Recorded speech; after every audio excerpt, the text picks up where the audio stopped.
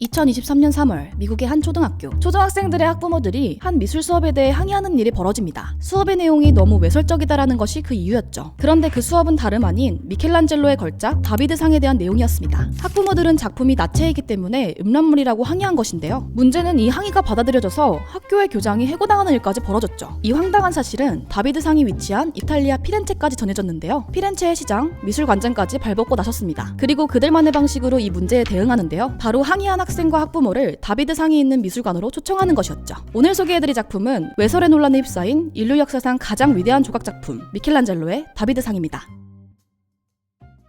높이 5.2m에 달하는 거대한 조각, 거의 건물 2층 높이에 맞먹는데요. 무게는 무려 5톤에 달한다고 하죠. 재밌는 사실은 이 작품의 나체 논란이 처음은 아니라는 것입니다. 실제로 만들어질 당시에도 논란이 되었죠. 누드로 된 남성 조각상이 흔해 보이지만 이 조각상이 만들어지던 시기만 보더라도 흔하지 않았습니다. 교회가 권력의 중심이었던 시기엔 지옥에 빠진 존재나 추방된 죄인들만 누드 조각상으로 허용되곤 했습니다. 하지만 이 조각상의 주인공은 다비드, 다윗과 골리앗에서 말하는 그 다윗인데요. 이스라엘의 양치기 소년이었던 다윗은 자신의 지역을 침범한 거인들을 상대로 신의 계시를 받아 승리를 거둡니다. 다시 말해 다비드는 신의 은총을 받은 용맹한 인간이었습니다. 이 기적 같은 이야기는 실제로 수많은 예술가의 영감이 되었는데요. 미켈란젤로 이전에 만들어진 다비드상을 보면 하나같이 용맹한 모습을 드러내고 있죠. 그런데 이 작품들의 특징이라면 다윗을 작고 어린 소년으로 묘사했다는 점입니다. 이는 거인을 상대한 왜소한 소년의 이미지를 부각한 것인데요. 도저히 이길 수 없는 상대를 이긴 소년을 부각함으로써 신의 기적과 은총을 더 강조하는 장치였죠. 하지만 미켈란젤로의 다비드상은 다릅니다. 일단 소년의 모습이 아닌 건장한 청년의 모습이죠. 탄탄한 근육과 섬세한 핏줄들은 그의 강인함을 보여주는데요. 이는 신의 은총이 아닌 인간 그 자체로서 완벽함을 가진 다비드의 모습을 보여줍니다. 다시 말해 미켈란젤로는 다비드상을 통해 인간의 강인함을 보여주고 싶었던 것이죠. 이는 조각상을 바라볼 때 느껴지는 섬세함과 비율에서도 의도를 알 수 있는데요. 다비드상을 보면 인체의 완벽한 묘사가 눈에 띕니다. 거장의 작품이다 보니 당연하게 느껴질 수도 있지만 당시 시대상을 생각하면 꼭 그렇지만은 않습니다. 이 작품이 만들어진 1500년대 초반엔 인체에 대한 탐구가 많이 이루어진 시기는 아니었습니다. 이 시기 전만 하더라도 신이 중심이었던 사회였기 때문에 인간과 인간의 신체는 주요 연구 대상이 아니었기 때문이죠. 교회의 지배 아래에선 인간의 몸을 해부하는 해부학 또한 금기시되는 학문이었습니다. 죽은 자에 대한 모독이자 신을 모독하는 것이라 생각했기 때문이죠. 하지만 다빈치를 필두로 르네상스 시기엔 인간에 대한 탐구가 많아졌습니다. 때문에 해부학을 비롯해 인체에 대한 연구도 활발해졌죠. 이에 따라 예술가들에게 해부학 지식은 필수가 되었는데요. 미켈란젤로 또한 이 해부학 지식이 풍부했던 걸로 알려져 있습니다. 때문에 인간에 대한 끝없는 탐구를 보여주기 위해 나체를 드러내는 것은 중요한 일이었죠. 그런데 이쯤 되면 궁금해집니다. 왜 많고 많은 인물들 중 하필 다윗이었던 걸까요?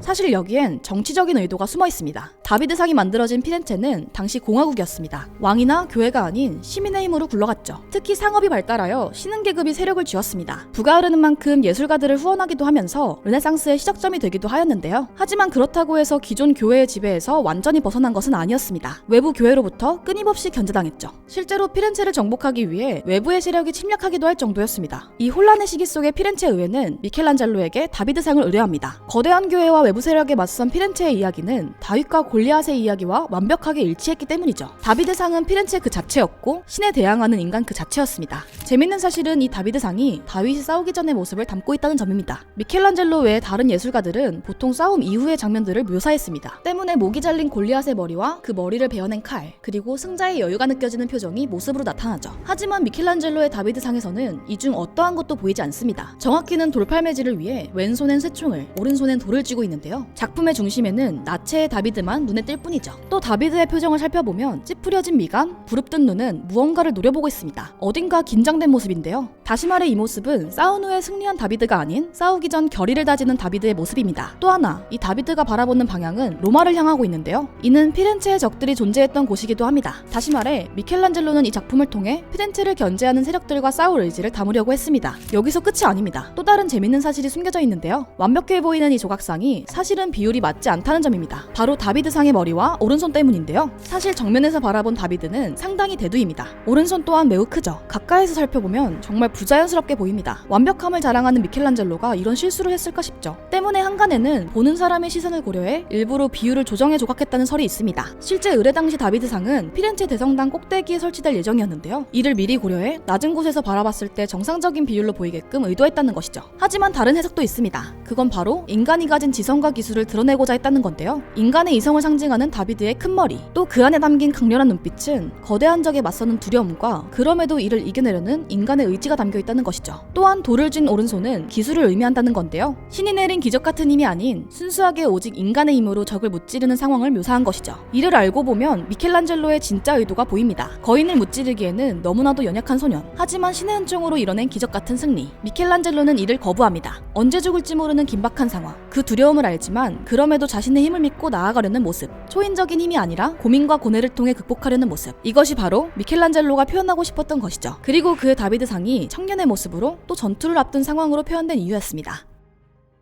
이처럼 완벽하게 인간을 담아낸 미켈란젤로의 다비드. 이 거대한 조각상은 그의 걸작답게 재료부터 남달랐습니다. 다비드 조각의 재료였던 흰 대리석은 이탈리아 채석장에서 덩어리째 발견되었는데요. 크기가 어마어마해 거인이라는 별명이 붙을 정도였습니다. 문제는 이 대리석을 조각하기가 원체 쉽지 않았다는 건데요. 크기에 비해 두께가 얇았고 높이와 너비의 비율이 맞지 않아 작업에 어려움이 있었죠. 미켈란젤로 이전에 저명한 조각가 2명이 이미 달려들었지만 모두 실패하고 말았죠. 아무도 해결하지 못한 대리석은 방치되고 마는데요. 하지만 40년이란 시간이 흐른 뒤 미켈란젤로를 만나면서 재료의 운명은 전혀 달라지죠. 사실 미켈란젤로에게도 쉬운 결정은 아니었습니다. 모두가 실패했던 재료를 갖고 작품을 만들어내려면 큰 용기가 필요했죠. 하지만 미켈란젤로는 달랐습니다. 회화와 조각에 모두 뛰어났지만 조각에 더 끌렸던 예술가, 특히 대리석에 대해서는 대단한 애정을 가지고 있었던 만큼 조각을 해내기로 결정하죠. 사실 미켈란젤로는 아버지가 소유한 대리석 채석장에서 나고 자랐습니다. 그 곁에서 채석과 조각으로 탄생하는 수많은 돌들을 봐온 만큼 유난히 애정이 컸던 건데요. 나는 대리석에서 천사를 발견하고 그 천사를 자유롭게 할 때까지 돌을 쪼아낸다. 그 덕분일까요? 미켈란젤로는 모두가 포기했던 재료로 조각을 해냅니다. 그것도 걸작인 다비드를 만들어내죠. 이를 본 피렌체 시민들은 놀라움을 금치 못하며 아낌없는 찬사를 보냈다고 전해집니다. 모두가 불가능했던 도전을 성공시킨 인간, 그리고 그를 통해 탄생한 가장 인간다운 작품은 많은 사람들에게 울림을 전해준 것이죠.